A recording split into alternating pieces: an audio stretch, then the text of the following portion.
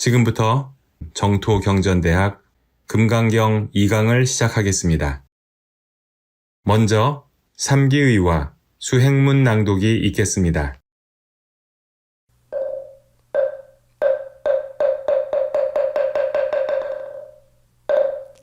삼기의 부처님을 찬탄하고 공경합니다.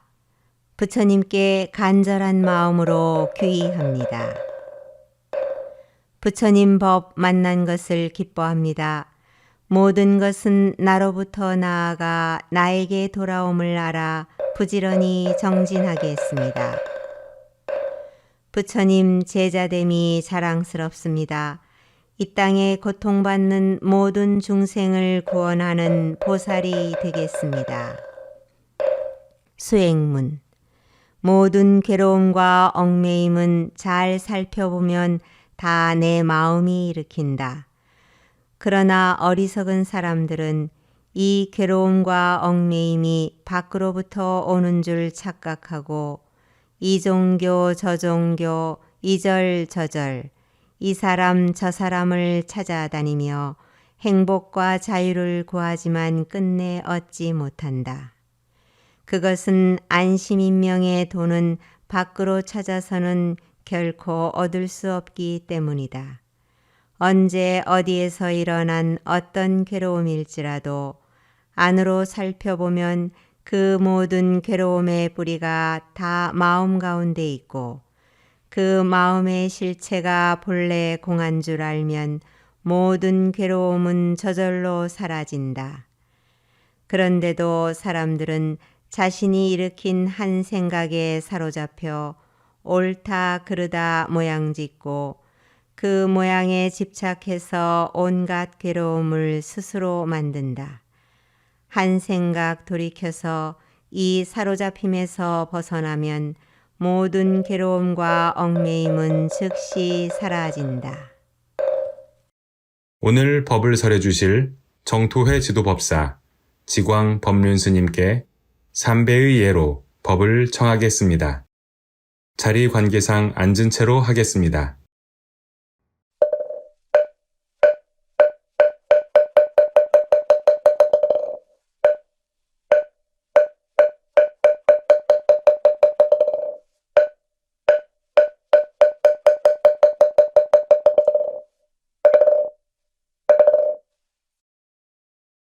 잠시 명상하겠습니다.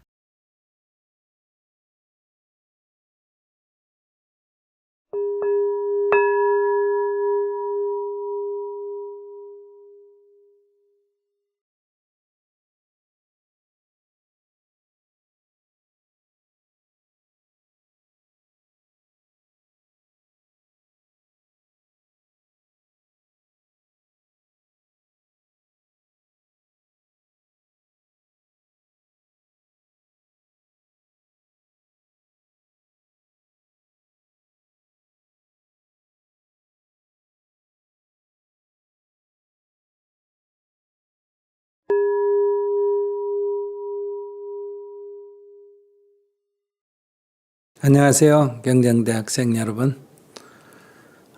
지난번 시간에 이제 금강경을 처음 강의했는데 첫 번째 강의가 법회가 있게 된 연유입니다. 법회가 있게 된 연유는 부처님께서 기원정사에 머무르고 계실 때 그때 대중 1250명 장로들이 함께 있었다. 마침 식사 때가 됐어. 가사를 걸치고 바루를 들고 사위성으로 들어갔어. 차례로 밥빌기를 마치시고 그리고 본래 자리로 돌아오셨어. 밥을 다 드셨다. 그리고 가사를 접어서 두고 바루를 씻어서 두고 발을 씻고 자리에 앉았다. 그러니까 매일 아침에 있는 일상이죠. 이것은 법회가 있게 된 연유를 설명하는, 그러니까 그 법회가 있게 된 연유가 그냥 하루의 일상입니다. 늘 하는 일상이지만은 이 수벌이 존자가 오늘따라 그 일상에서 큰 깨달음을 얻었다. 부처님이 저렇게 검소하게 편안하게 일상을 살아가는 것은 하나의 일상이기도 하지만 수행자가 어떻게 살아야 하는지를 지침을 주고 있고 수행자가 엇나지 않도록 잘 보호하고 있고 또 법이 뭔지 진리가 뭔지를 잘 보여주고 있다.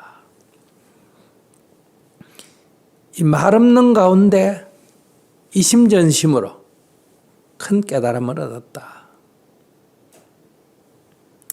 이것이 일본의 내용이다. 그래서 여러분들도 일본을 보면서 그냥 하나의 장면이기도 하고, 그러나 거기에서 알아차림이 있다면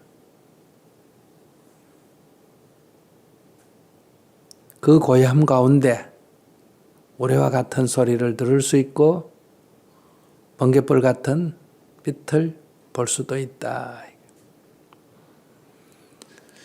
이제 2부는 이 선녀는 수보리를 한문으로 번역한 말입니다. 이름을, 그러니까 뜻을 새겨서 번역을 한 거예요. 그러니까 중국말로 수보리를 선년이라고 번역했다, 이런 얘기. 수보리가 오늘 봉사가 눈을 뜨듯이, 귀머거리가 소리를 듣듯이, 벙어리가 말을 하듯이 갑자기 큰 깨달음을 얻고 너무나 기뻐서 부처님께 편단오견 우설착지 합장 공경을 하면서 그 자신의 깨달음의 기쁨을 고백했다. 희화합니다, 세존이시여. 세존께서는 이 미래의 수행자들을 잘 보호하고 바른 법을 잘 전해주고 있습니다. 이렇게 찬탄을 했다. 이렇게 먼저 찬탄을 하고 나서, 즉 자기의 깨달음을 고백하고 나서, 그러나 자기에게 남은 미진한 의문을 질문을 했다. 이건 이제 두 가지입니다. 수보리가 깨달음을 얻었는데 질문할 게 뭐가 있겠어요?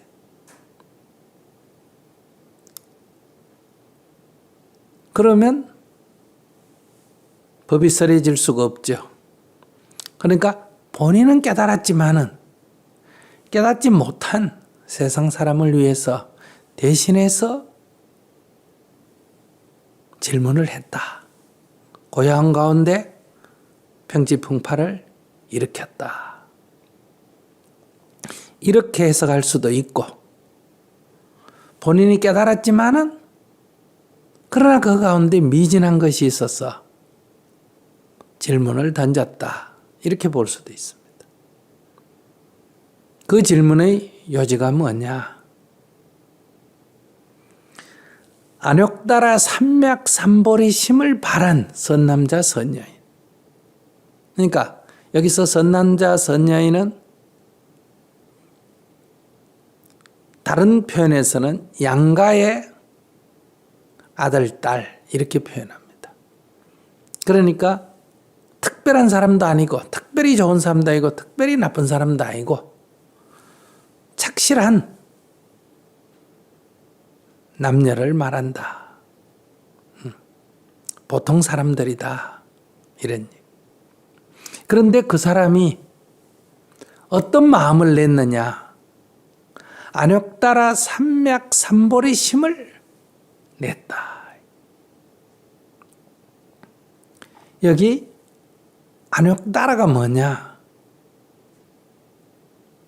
이거보다 더 높은 것은 없다. 가장 높다. 이런 뜻이. 이걸 갖다가 무상. 이거보다 더 높은 건 없다. 이렇게 표현한 거예요. 이 번역을 할 때 가장 높은 것을 이 세상에 이거보다 더 높은 것은 없다. 이렇게 표현한 거예요. 그래서 한문으로 번역은 없을 무자, 높을 상자를 써서 무상. 삼맥삼. 이거는 정등 또는 정변으로 번역합니다. 정이라는 것은 바르다. 바를 정자를 써서 바르다는 뜻이에요. 등이라는 것은 같다는 뜻이에요. 그것은 바르다는 말은 객관적 사실이다. 진실이다. 이 얘기예요. 근데 그것을 누구나 다 알 수 있다. 눈만 뜨면. 부자만 알 수 있거나 지식이 많은 사람이 알 수 있거나 유명한 사람만 알 수 있거나 남자만 알 수 있거나 양반만 알 수 있거나 이런 게 아니라 누구나 다 알 수 있다. 이거를 한문으로 번역할 때는 두루변, 변자를 쓰거나 같을 등자를 쓰거나 그러니까 바르고 두루하다. 쉬운 말로 하면 보편타당하다. 이 보편타당이란 말 매우 중요해요. 보편이다. 평등하다. 이건 누구에게나 다 적용된다는 거예요. 그런데 그것은 객관적으로 바른 거다. 우리가 바르지만은 세상 사람이 다 알 수 없는 게 있고 세상 사람들이 다 알지만은 바르지 못한 게 있습니다. 많은 사람이 다 알고 있다고 그게 진실이 아니다. 이거예요. 그래서 두 가지가 다 합해진 보편타당, 바르고 두루한 보디는 깨달음이라는 뜻이에요. 이것을 한문으로 번역할 때 알지자를 쓰거나 지혜지자를 쓰거나 지로 번역하거나 아니면 깨달을 각자로 번역합니다. 그래서 무상 정등각이라고 번역한 사람도 있고 무상 정변지라고 번역한 경우도 있다. 그러나 이렇게 무상정등각, 무상정변지라고 번역했을기보다는 그냥 인도말로 그대로 안욕따라 삼맥삼보디. 보디는 발음이 우리식으로 하면 보리라고 나옵니다. 그래서 안욕따라 삼맥삼보리. 그러니까 최상의 깨달음을 얻겠다고 마음을 냈다. 발했다. 그래서 안욕따라 삼맥삼보리 이렇게 말하는. 그런 마음을 냈으니까 삼보리 심 이렇게 되겠죠. 그러니까 최상의 깨달음을 얻겠다고 마음을 낸 선남자 선여인 그런 사람 이거를 딱 줄여서 뭐라고 하냐 발보리심자라 그래요. 안욕따라 삼맥삼보리심자를 줄여서 뭐라고 한다? 발보리심자. 그걸 덧줄이면 뭐다? 발심자, 발심. 마음을 냈는데 어떤 마음을 냈느냐? 최상의 깨달음을 얻겠다고 진리를 증득하겠다고 마음을 낸 사람. 이거를 보디사트바, 보리살타 줄여서 보살이라고 부른다. 그러니까 여기는 보살이라는 말을 안 쓰고 일반 용어로 썼어요. 어떤 사람이 최상의 깨달음을 얻겠다고 마음을 내면 그 사람이 누구냐? 그 사람이 바로 보살이다. 보살이 따로 있는 게 아니다. 그래서 대승보살은 이 깨달음을 얻겠다고 마음을 냈나 안 냈나가 중요한 거예요. 원을 세웠느냐, 발심을 했느냐가 중요해요. 머리를 깎았나 안 깎았나, 출신이 어디고 남자냐 여자냐 이걸 중요시하지 않는다. 수행자의 기준은 발심을 했느냐 안 했느냐. 이렇게 마음을 낸 사람이 도대체 이 마음을 어떻게 항복받고 이 마음을 어떻게 일상적으로 가져야 되느냐 이거예요. 이렇게 질문을 던졌다. 그러니 부처님께서 선제라 정말 가르카구나. 네가 말한 대로 열애는 이 수행자들, 보살들이 수행을 올바르게 할 수 있도록 늘 염려해서 보살피고 그들이 바른 법을 정득할 수 있도록 부촉하고 있다. 그러니까 수보리가 깨달은 바를 고백했을 때 부처님께서 그것을 인정하신 거예요. 그렇다. 내가 이렇게 밥 얻어먹고 다 떨어진 옷 입고 남 밑에서 잠자고 이렇게 사는 게 그냥 하나의 삶의 모습이기도 하지만 이것은 말 없는 가운데 진정한 자유와 행복으로 가려고 하는 사람들이 어떻게 살아야 되는지를 보여주고 있다.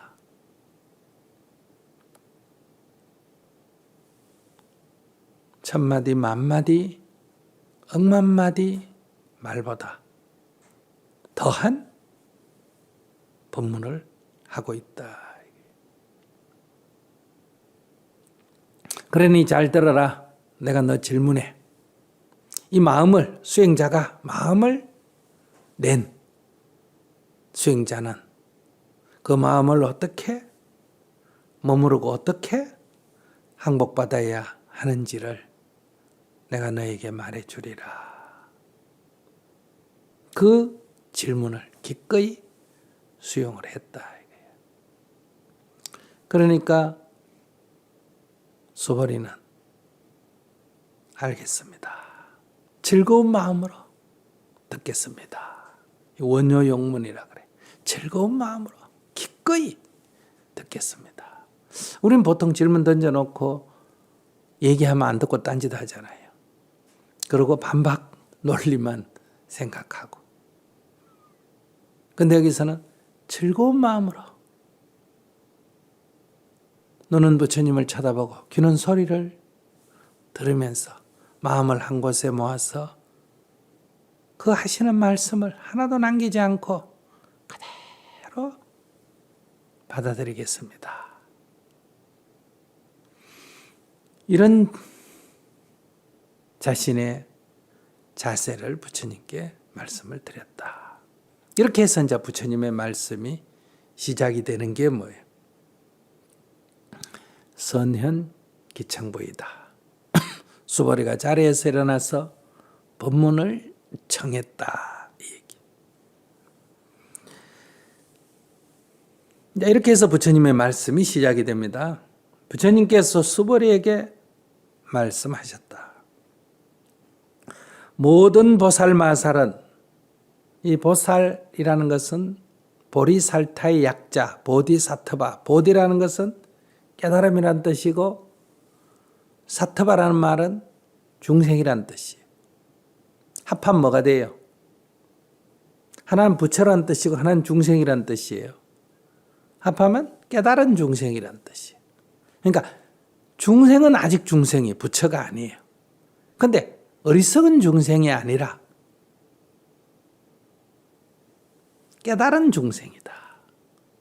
깨달음을 얻겠다고 마음을 낸 중생이다.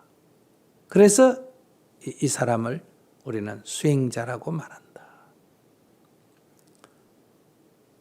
고타마시 따르타도 새가 벌레를 쪼아먹는 것을 보고 하나가 살기 위해서는 왜 하나가 죽어야 하는가? 함께 사는 길은 없을까? 이렇게 세상의 모순을 보고 큰 의문을 가졌다. 그러다가 한 수행자를 만나서 이 의문을 풀려면 모든 기득권을 버리고 기존의 가치를 버리고 출가수행을 해야 되겠구나. 이렇게 해서 깨달음을 얻기 위해서 모든 걸 버리고 집을 나왔다. 출가를 했다 그러죠. 그때부터 이름을 뭘 한다? 보디사트바라 그래요. 보살이라고 부른다.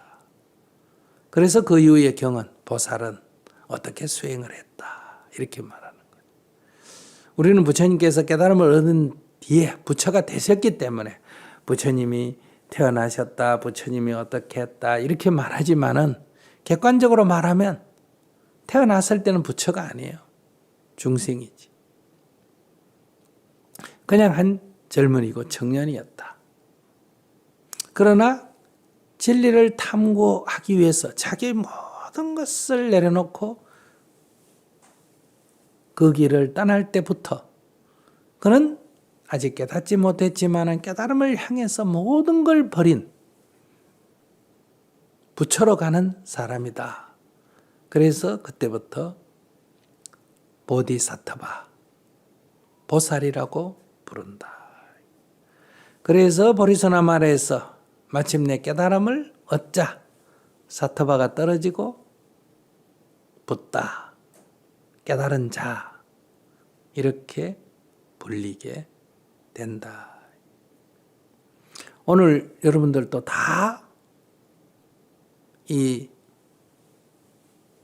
세상에서 오용락에 젖어서 범부중생으로 살아가면 윤회의 그 밖에서 헤매고 살면 중생이고 이렇게 살지만은 여기에서 한마음 일으켜서 이 고뇌로부터 벗어나서 괴로움이 없는 열반의 세계로 나아가겠다.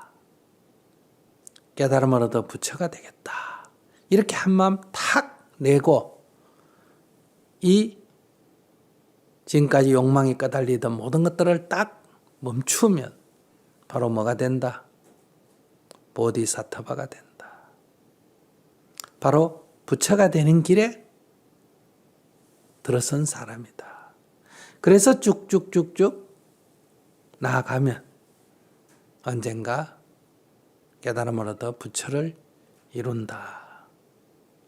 이 첫 출발, 막 출발해도 보살이고 초발심 보살이고 거의 부처의 경지에 이른 부처님에는 다름없어 보이는 그런 경지에 이르러도 아직은 보살이다. 그런 부처와 다름없는 경지에 이른 사람이 관세음보살이다, 문수보살이다, 보현보살이다 이렇게 불리는 거예요. 자, 이 처음 마음을 낸 사람이 여기 있어.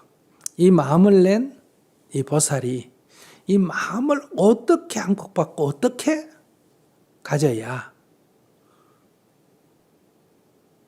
안옥다라 삼맥삼보리를 증득할 수가 있느냐. 이 모든 괴로움에서 벗어날 수가 있느냐.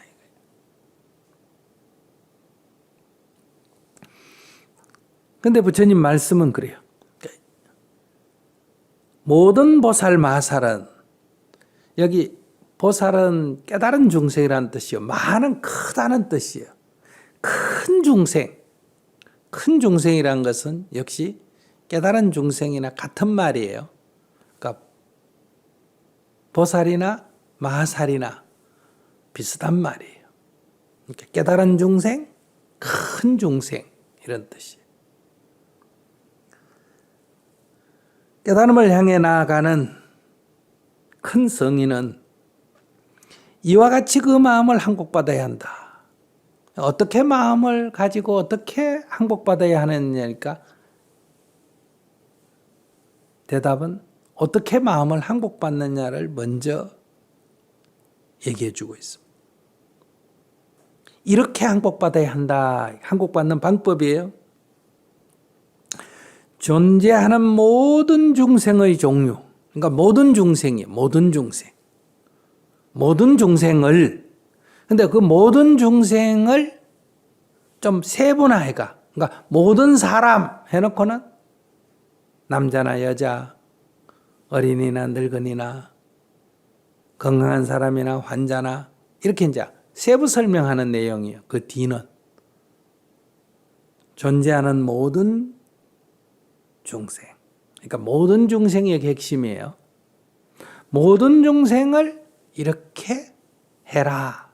근데 그 모든 중생을 수식하는 말이니까, 설명하는 말이니까 그 뒤에 거는 그리 중요하지 않습니다. 우선 중생을 태어나는 그 방식으로 옛날에는 4가지로 분류했습니다. 포유류같이 태로 태어나는 것. 그 다음에 새같이 뱀같이 알로 태어나는 것. 그 다음에 벌레같이 습한 데서 태어나는 것. 이걸 습으로 태어난다. 그 다음에 화하여 태어나는 것. 그러니까 세포 분열하듯이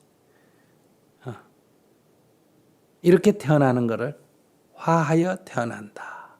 이걸 갖다가 태생, 난생, 습생, 화생 이렇게 말해요. 그 분류법이 지금 우리로 치면 모든 중생, 그것이 포유류든 조류든 파충류든 뭐예요? 양서류든 어류든 또는 척추동물이든 무척추동물이든 또는 동물이든 식물이든 이런 식으로 설명하는 내용이다. 그러니까 태어나는 모습으로는 4가지로 분류해서 이걸 사생이라 그래요. 사생. 사생은 뭐다? 태생, 난생, 습생, 화생. 이렇게 분류하는 방법도 있고, 그 다음에 모양이 있는 것 없는 것. 이 세상에 어떤 생명은 모양이 있는 것도 있고 모양이 없는 것도 있다. 한문으로는 유색, 무색. 이래요. 모양이 있는 것, 모양이 없는 것. 또 이 정신작용이 있는 것 없는 것. 생각이 있는 것, 생각이 없는 것. 유상, 무상.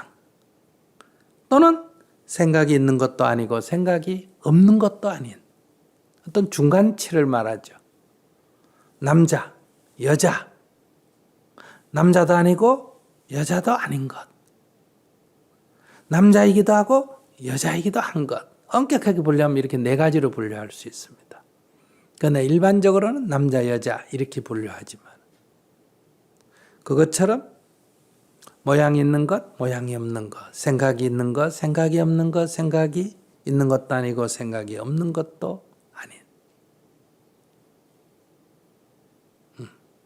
생물에게나 무생물, 생물도 아니고 무생물도 아니고 바이러스 같은 게 그러죠. 세포 분열하는 생명도 아니고 단백질 덩어리니까. 이렇게 그냥 예를 들어서 분류를 하는 거예요. 이렇게 분류할 때 몇 가지가 되느냐? 25가지로 보통 나눕니다. 그래서 이걸 25류라 그래요. 모든 중생 이꼬르 25류. 그러니까 이 안에 있는 내용은 중요한 게 아니에요.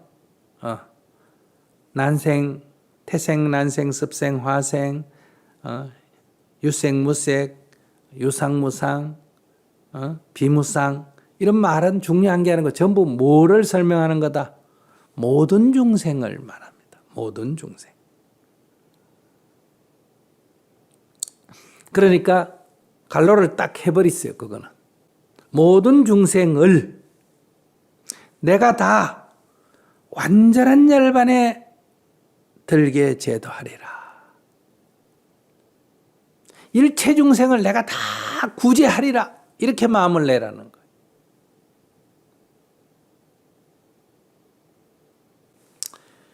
지금 제가 괴로워 죽겠습니다.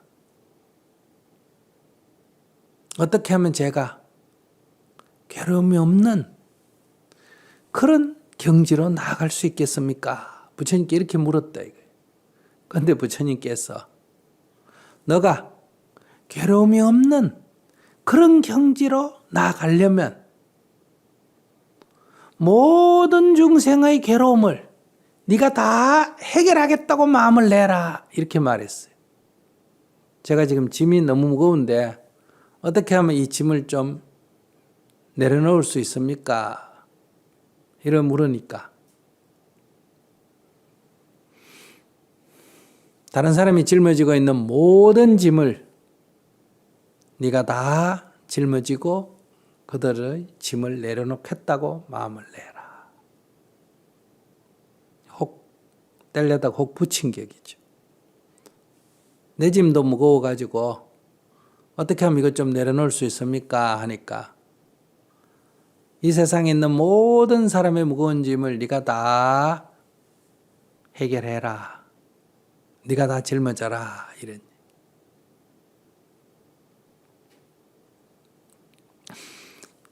이것이 마음을 항복받는 법이에요. 이해가 돼요?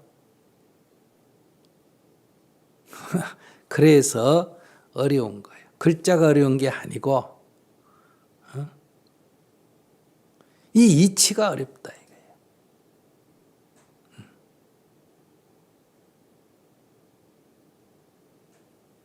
제가 괴로워 죽겠습니다. 어떻게 하면 괴로움이 없는 열반의 경지에 이르겠습니까? 이렇게 질문했더니 모든 사람이 갖고 있는 그 모든 괴로움을 네가 다 해결하겠다고 마음을 그렇게 내라는 거야. 마음을 어떻게 항복받냐니까 이렇게 항복받아라는 거야.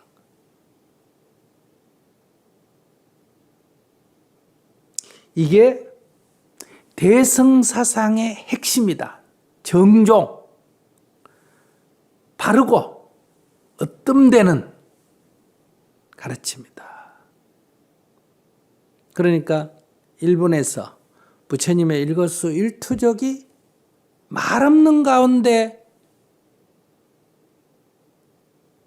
대승의 요지를 설명하고 있다면,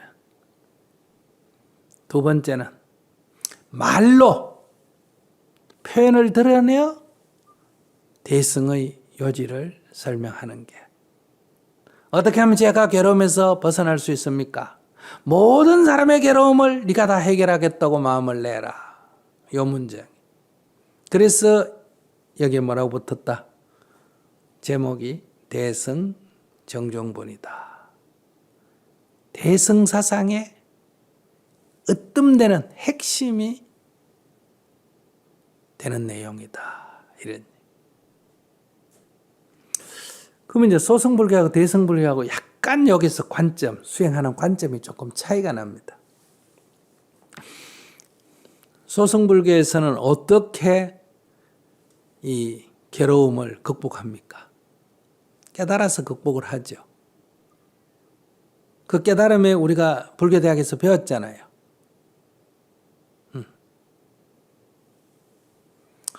아이가 죽었어. 살려달라고 막 우는 여인에게, 여인이여 사람이 죽지 않는 집에 가서 계자씨를 해놓고 뭐 도시오 하니까 집집마다 계자씨를 얻으러 갔는데 사람이 죽지 않는 집이 한 집도 없었죠. 그때 뭔가 자각이 일어났다 이거예요. 아, 삶과 죽음은 우리에게 늘 함께 있는 거구나.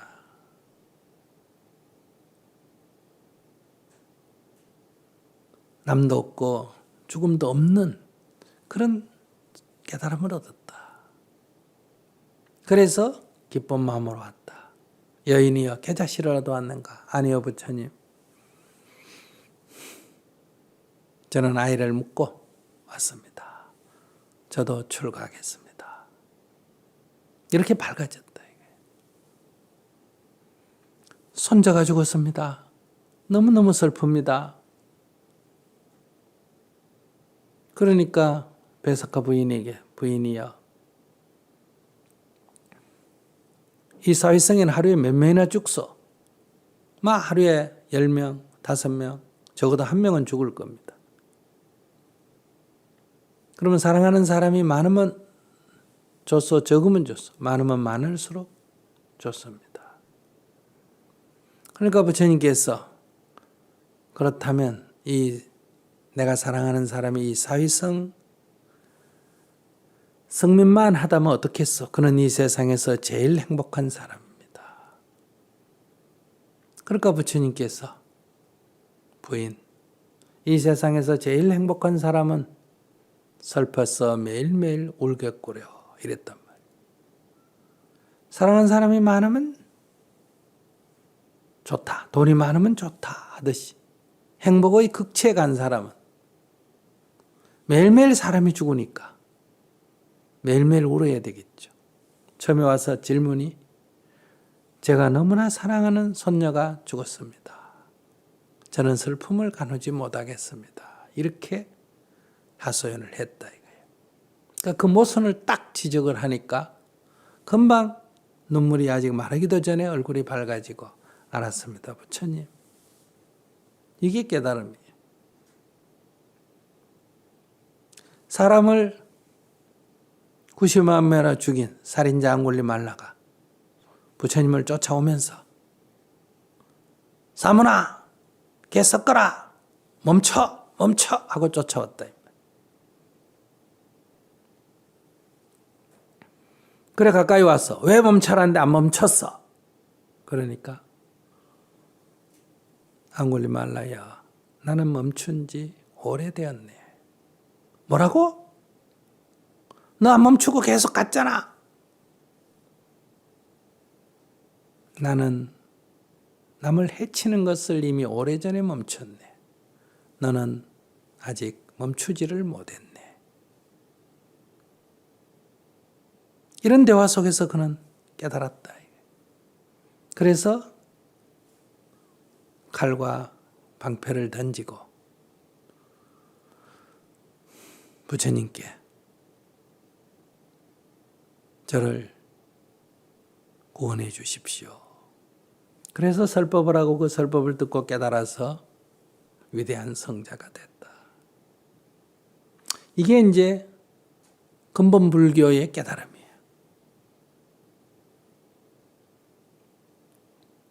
근데 대승불교에서 던져진 건 조금 달라요.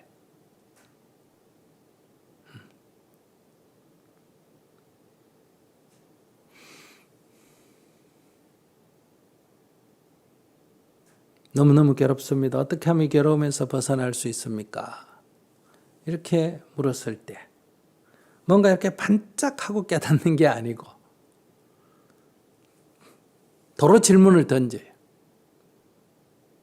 마음을 어떻게 내야 됩니까? 항복받는 마음이에요. 일체 중생을 구제하겠다고 마음을 내라. 이 정도 설명했으면 좀 눈이 번쩍 띄는 사람이 없나? 눈이 안 띄니까 이 경전을 끝까지 봐야 되겠지. 눈이 띄면 책 듣고 집에 가버리겠지.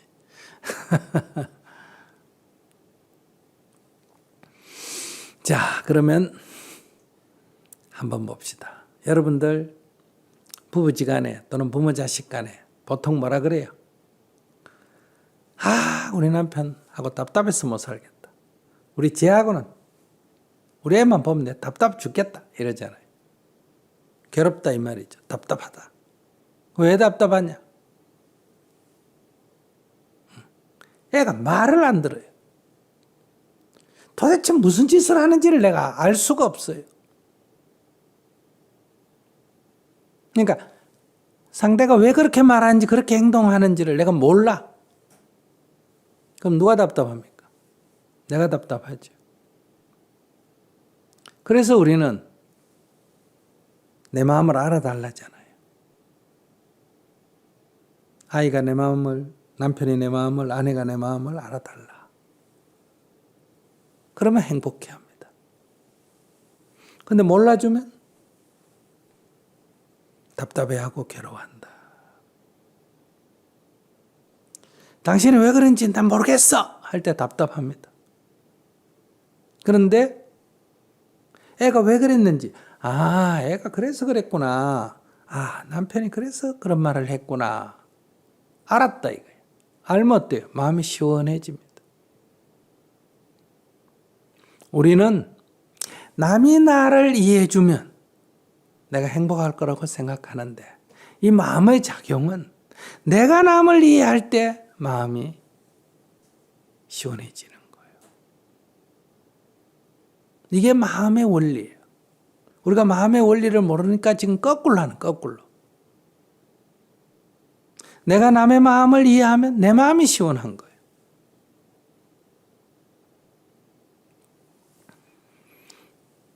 야, 바다 봐라. 예쁘지? 산 봐라. 예쁘지? 단풍 봐라. 예쁘지? 꽃 봐라. 예쁘지? 이렇게 산을 좋아하고 바다를 좋아하고 꽃을 좋아하고 단풍을 좋아하면 내가 기분이 좋아요. 내가 꽃을 좋아하면 꽃이 좋은 게 아니에요. 내가 좋지. 근데 우리는 다른 사람이 나를 좋아해야 내가 행복하다고 생각해.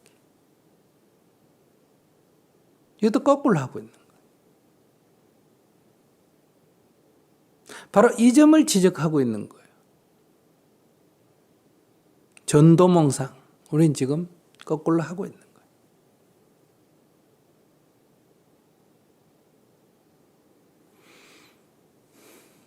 불을 꺼야 그림자가 사라지는데 불 켜진 상태에서 계속 그림자를 피해 다니면 어디를 가도 그림자가 없어지지 않는다. 그처럼 우리는 괴로움이 일어날 수밖에 없는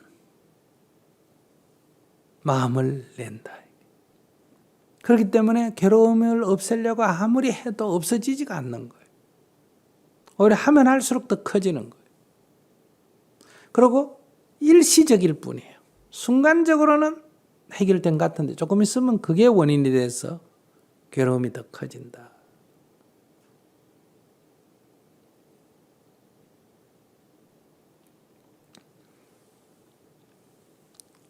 그러니 우린 지금 욕망을 가지고 누군가로부터 뭔가를 얻고자 해요. 근데 그게 안 얻어져서 괴로운 거예요.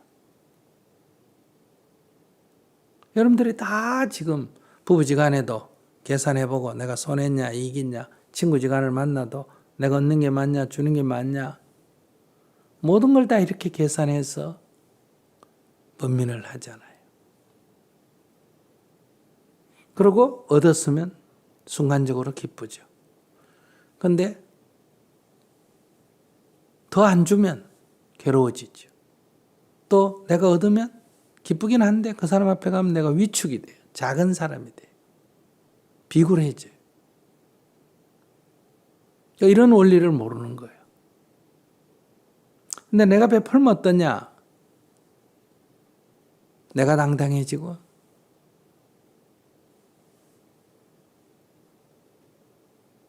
내가 주인이 되는 거예요.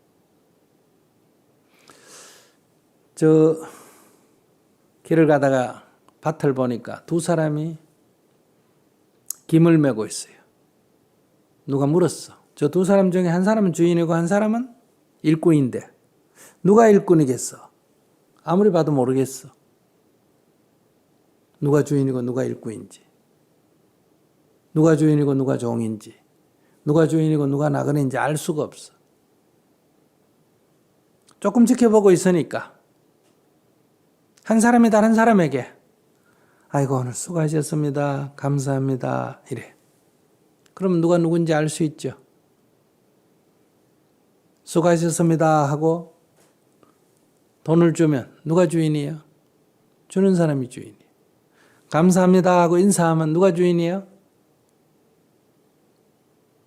인사하는 사람이 주인이죠. 금방 알 수 있잖아요.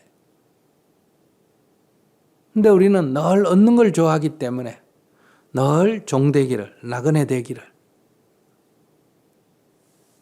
추구하고 있는 거예요. 그래서 우리가 자유로워지지 못하는 거예요. 이런 원리를 여기에서 지적하고 있다. 그러니 어떻게 하면 내가 얻을 수 있습니까? 하니까 주는 마음을 내라. 주는 마음을 내라. 사랑하는 마음을 내라. 이해하는 마음을 내라. 베푸는 마음을 내라. 대성은 이것이 바로 모든 번뇌가 사라지는 해탈 열반의 길, 부처의 길로 가는 마음 내는 법. 괴로움의 원인인 어리석은 마음을 항복받는 법이다. 그렇기 때문에 대승불교에서는 내가 깨달음을 얻고 누군가를 제도한다 하는 이런 이분법적이지 않아요. 남을 돕는 것이 곧 내가 깨달음에 이르는 길이다. 내가 깨달음을 얻어서 지옥에 가서 중생을 구제하는 게 아니라 지옥에 가서 중생을 구제하는 것이 곧 내가 부처되는 길이다. 그래서 이 대승보살의 수행법은 상고벌이하고 하와중생하는 것이 선우나 좌우나 분리되지 않습니다. 남을 사랑하는 것이 나를 기쁘게 하는 길이고 베푸는 것이 곧 나를 위하는 길이다. 이것을 깨우치는 것이 이 대승의 가르침의 핵심이에요. 그래서 대승보살은 수행도량을 세속을 떠난, 번단 세상을 떠난, 가족을 떠난 이런 걸 얘기하지 않습니다.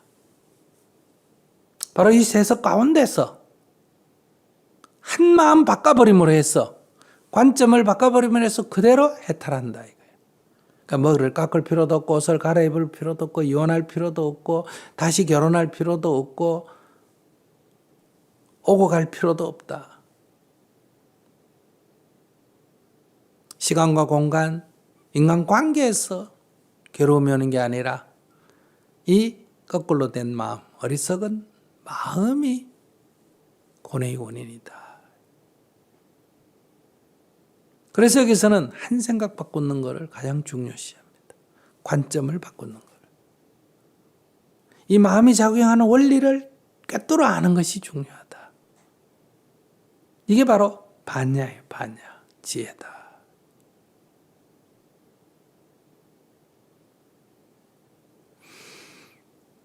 근데 이렇게 본문 들어도 첫째 이해가 잘 안 되고 두 번째는 이해가 돼도 일상에 가면 그렇게 안 되죠. 담배 피우는 사람이 담배를 끊으면 건강이 좋아진다. 그 좋은 담배를 끊기도 싫으니까 이해도 잘 안 되지만 설령 그렇다 하더라도 끊고 싶지도 않고 담배만 보면 피우고 싶다. 그래서 현실에서는 잘 안 다가오죠. 그래서 이것을 여러분들이 첫째는 알아야 되고 두 번째는 경험을 통해서 체험을 통해서 증득해야 된다. 그러니까 부처님이 세상 사람부터 존경받으려고 그렇게 일부러 거지 옷 입고 일부러 구걸하고 일부러 남 밑에서 자고 참고 견딘 게 아니다.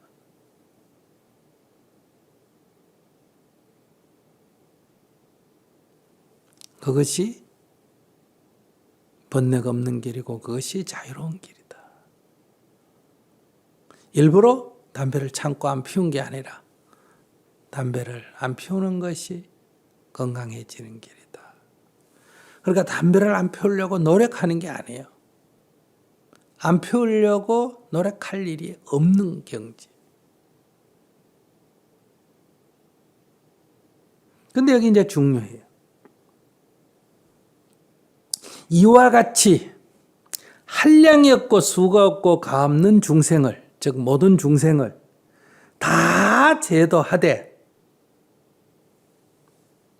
한 중생도 제도를 얻은 자가 없다. 내가 다 도와줬는데 실제로 아무도 나한테 도움 받은 사람은 없어. 나는 도와준 적이 없어.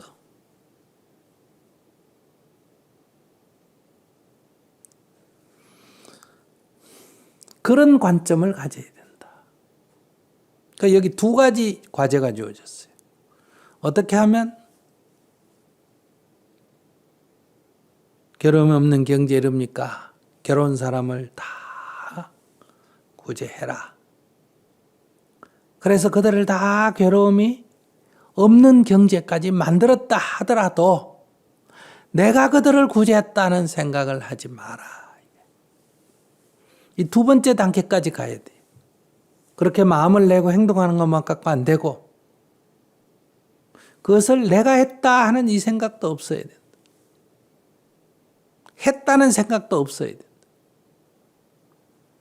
왜냐하면 수월이여 만일 보살이 내가 했다 하는 그런 아상인상 중생상 수자상이 있다면 그런 보살이 아니니라.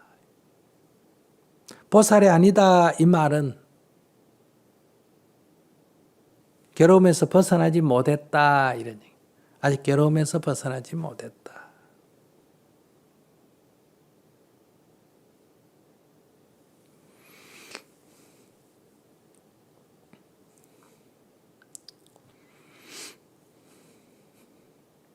언젠가 어떤 부인이 저를 찾아와서 남편 때문에 못 살겠다는 거예요. 뭐 때문에 그러냐? 바람을 피웠냐? 아니라는 거예요. 돈을 못 버느냐? 아니라는 거예요. 때리느냐? 아니라는 거예요. 그럼 뭐 때문에 그러냐? 남편이 술을 너무 많이 좋아하고 술을 너무 많이 먹고 매일 저녁에 와서 주정하고 하루 이틀도 아니고 365일 그래서 그 빼고는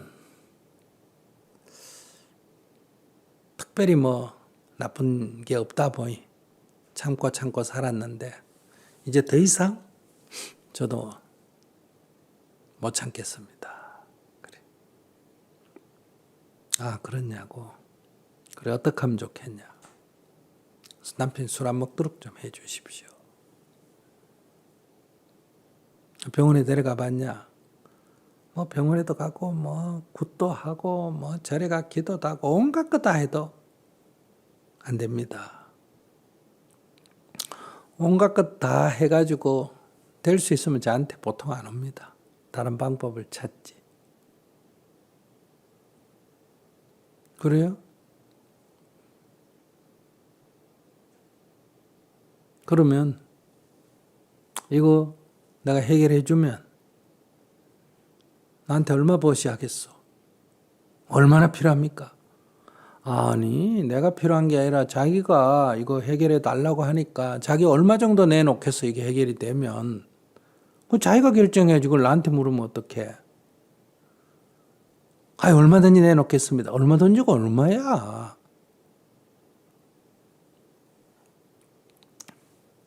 이 병원에 다니고 뭐 하고 하려면 경비가 얼마나 들어요. 아이고, 지금까지도 막 수도 없이 돈이 들었습니다. 그걸 얼마 정도 내놓겠어? 한 500만 원 내놓겠어? 그러면 아이 500만 원 들여 고칠 수 있으면 뭐 당장 내놓겠습니다. 그래요?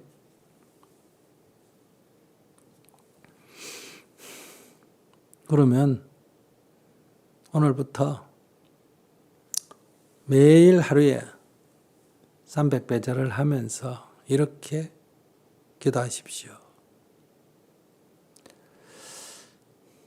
술은 우리 남편에게 있어서는 보약입니다. 이렇게.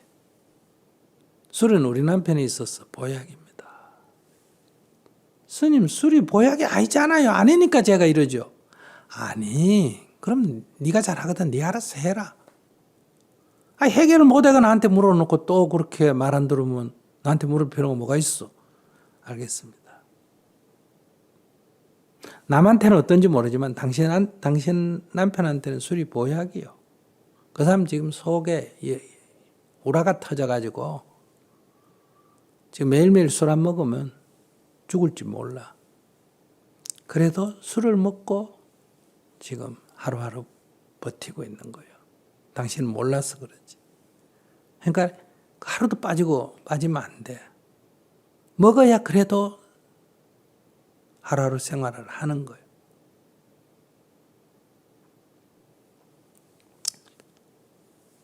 알겠습니다.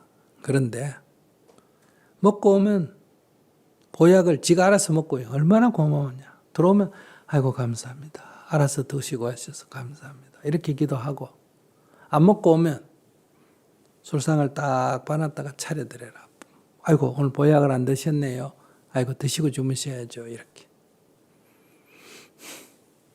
500만 원 내 돌려줄 테니까 이거 갖고 100일간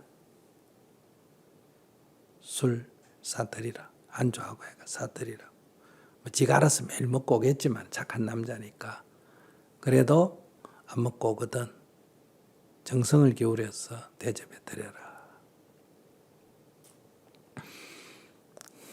처음에 며칠 기도하다가 와서 막 술주정을 한마. 술이 어째 보약이냐고 막 염주를 집어 던지고 이렇게 했는데 뭐 방법이 없으니까 기도를 계속했어. 기도를 계속 하다 보니까 자기 입에 이제 늘 익은 거예요. 술은 보약이다, 술은 보약이다. 우리 남편의 술은 보약이다, 보약이다, 보약이다. 그러니까 자기도 모르게 이게 세뇌가 됐는지 보약이다, 보약이다 하니까 이제 술 드시고 오시면 아이고 약주 드시고 오셨네요. 아이고 피곤하시죠 하고 전에 같으면 잔소리하고 싸웠는데 이제 숙취 해소도 드리고 이렇게 시간이 흐르니까 괴롭지는 않는 거예요. 남편 술 먹는 건 똑같은데 먹지 마라 한데 먹으니까 그게 화가 나고 갈등이 되는데 먹어라 먹어라 먹어라 한데 지가 알아서 먹어주니까 뭐 그게 더 이상 문제가 하나도 안 되는 거예요. 그러니까 찾아왔어. 선생님 너무너무 감사합니다. 요즘은 막 술은 술대로 먹는데 저는 뭐 하나도 안 괴롭습니다. 근데 이제 부부가 갈등이 없으니까 남편 술 먹는 게 아마 뭐 그대로 있었으면 괜찮은데 술 먹는 게 조금 줄었나 봐요. 그러니까 막 놀라가지고 와가지고 스님 드디어 우리 남편이 술을 적게 먹습니다. 너무너무 좋아하는 거예요. 그러면 보시금을 가져와서 주는 거예요. 이게 무슨 돈이요? 아이고 스님 제가 약속했지 않습니까? 내 술값으로 다 줬는데 아이고 아닙니다. 이렇게 보실. 그래서 제가 정색을 하고 말아 그랬어요. 보살님 수행 안 하고만은 무슨 얘기예요? 요즘 하루 500배 합니다. 수행 안 해. 또 옛날로 돌아갔어. 아이고 스님 무슨 말씀을 그렇게 합니까? 요즘은 너무너무 수행하는 게 좋아서 스님 300배 하는데 요즘 내가 500배 하고 있습니다. 그건 다리 운동이지 수행이 아니야.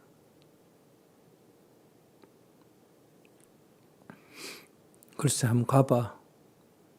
얼마 있으면 또 괴롭다고 나한테 찾아올 거예요. 그러니까 이제 처음에 술이 보약이다 할 때도 나 이해가 안 돼가. 도대체 어떻게 그게 보약이냐 이해가 안 되더니 이제 더 이해가 안 되는 거예요. 자기는 지금 막 수행 열심히 하고 있는데 수행 안 한다 그러고 곧 괴로움이 올 거라고 하니까 스님이 자기를 저주하는 거라고. 아니나 다를까 한 달쯤 지나가지고 또 찾아왔어. 화가 나서 못 살겠다는 거예요. 왜 그러냐니까. 술을 적게 먹어서 너무너무 좋아가지고 막 더 잘해주고 기도도 더 열심히 했는데 이 인간이 술이 안 준다는 거예요. 조금 좀 줄더니 다음부터 안 줄고 계속 먹는다는 거. 그래가지고 막 내가 당신을 위해서 막 이렇게 기도하고 이렇게 잘해주는데도 왜 술을 안 끊냐고 해가 싸우고 그리고 요새 또 술을 더 먹는다는 거예요. 그 왜 스님이 남편이 술을 드디어 적게 먹다. 처음에 저한테 와서는 남편이 술을 먹든지 말든지 제가 편안해졌습니다. 근데 시간이 흐르니까 남편이 술을 적게 먹으니까 아이고 기적이다 이랬어. 아이고 기적이다 할 때 제가 아이고 수행 안 하네 이렇게 말한 거예요. 그러면 수행이라는 것은 남편이 술을 먹든 술을 안 먹든 구애받지 않고 내가 편안한 게 해탈인데, 남편이 술 적게 먹는다고 좋아했다 기적이다는 건 뭐예요? 이 마음속에는 술 적게 먹으라는 게 아직 남아있어요, 안 남아있어요? 남아있지. 빨리 적게 먹어라 해가지고 막 절을 더 하는 거예요. 돈도 더 많이 보시하고. 그런 처음에 네 술 먹지 마라 하는 것과 동일한 선상이 있는 거예요. 그러니까 자기 생각만큼 이게 자기 노력을 다하는데 자기 생각만큼 안 되니 다시 화가 나는 거죠. 이 도리를 모르는 거예요. 내가 그 수행 아니다. 절을 더 많이 하는데요. 그건 다리 운동이다. 보시도 이래 많이 했는데요. 그건 돈 자랑이다. 그건 수행이 아니야. 이게 바로 그 뒷구절이에요.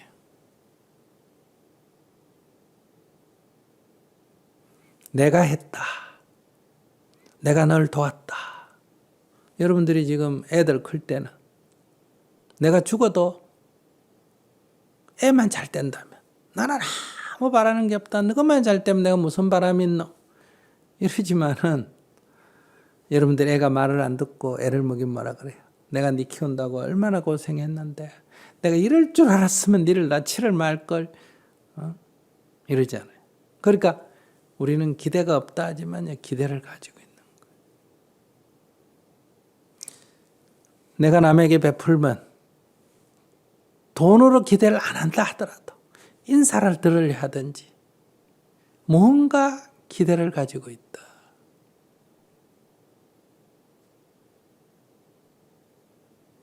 그것이 원인이 돼서 다시 괴로움이 반복된다. 그래서 이와 같이 한량이 없고 수가 없고 가없는 중생을 대도하되 실로 제도를 받은 자가 없다 하라. 그냥 나는 아침에 일어나서 기도해서 좋고 남편이야 술을 먹어도 좋고 안 먹어도 좋고 술을 적게 먹는다고 더 좋은 것도 아니고 더 많이 먹는다고 더 나쁜 것도 아니고 네가 뭐 병이 나서 약을 끊었든 네가 병이 나서 약을 더 먹던 건 네 일이고 나는 네가 어째도 좋다. 술을 먹어도 좋고 안 먹어도 좋고 나는 너를 그냥 사랑한다. 술 먹는 너를 술 안 먹는 너를 평등하게 사랑한다.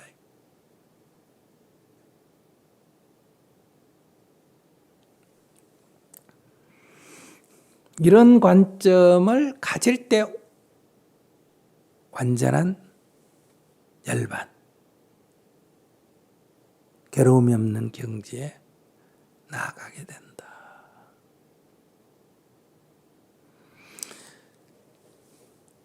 왜 그렇게 마음을 내라 하느냐 하면 내가 만약 너를 도왔다, 너를 구제했다, 너를 키웠다, 너에게 베풀었다 이 생각이 있으면 결국은 상을 짓는 거다.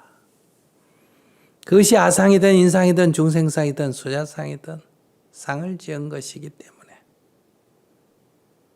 괴로움에서 벗어날 수가 없다. 중생의 세계에 그냥 윤회하게 된다. 여기서 아상, 인상, 중생상, 수자상이라는 것은 뭐 설명을 해도 되고 안 해도 돼요. 아상, 인상, 중생상, 수자상 네 가지가 뭐냐 이게 중요한 게 아니에요. 이제 공부, 지식 중심으로 하면 아상이 뭐고 인상이 뭐고 중생상이 뭐고 수자상이 뭐고 이게 중요한 거고 수행적 관점에서 그런 건 중요 안 해요.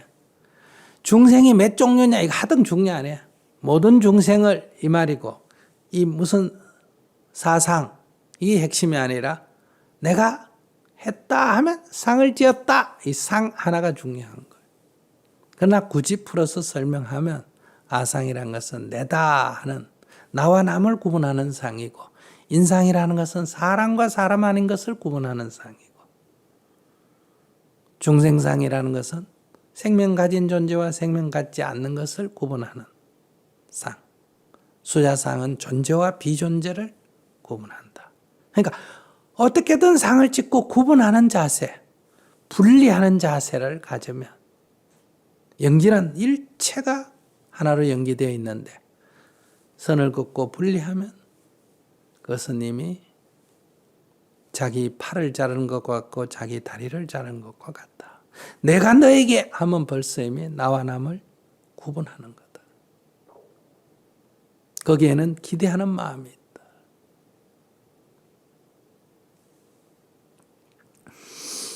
자, 그래서 오늘의 요지는 괴로움이 없는 경지, 자유로운 경지에 이르려면 내가 어떤 마음을 내야 되느냐? 일체 중생을 다 구제하는 마음, 그를 이해하는 마음, 그를 사랑하는 마음, 그를 돕는 마음을 내라.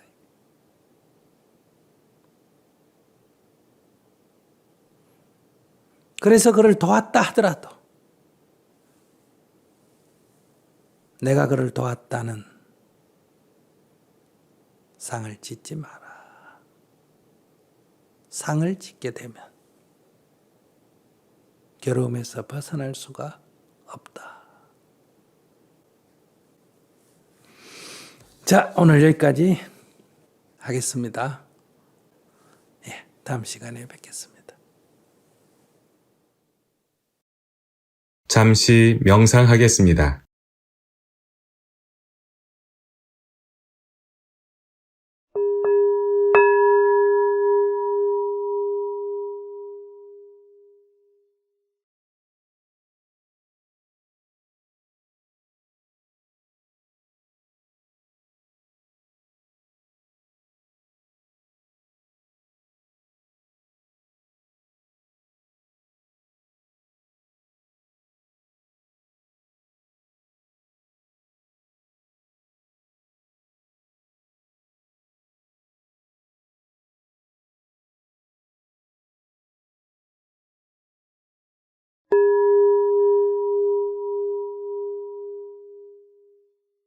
사홍서원을 하겠습니다.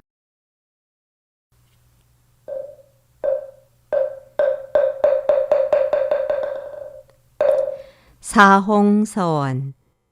이 땅에 고통받는 중생이 한 사람도 없는 정토 세계를 이루겠습니다. 어떠한 경우에도 괴로움과 번뇌가 일어나지 않도록 수행정진하겠습니다. 부처님 법 만난 것을 기뻐하며 모두 배우겠습니다. 일체 중생과 더불어 꼭 성불하겠습니다. 이것으로 정토경전대학 금강경 2강을 마치겠습니다.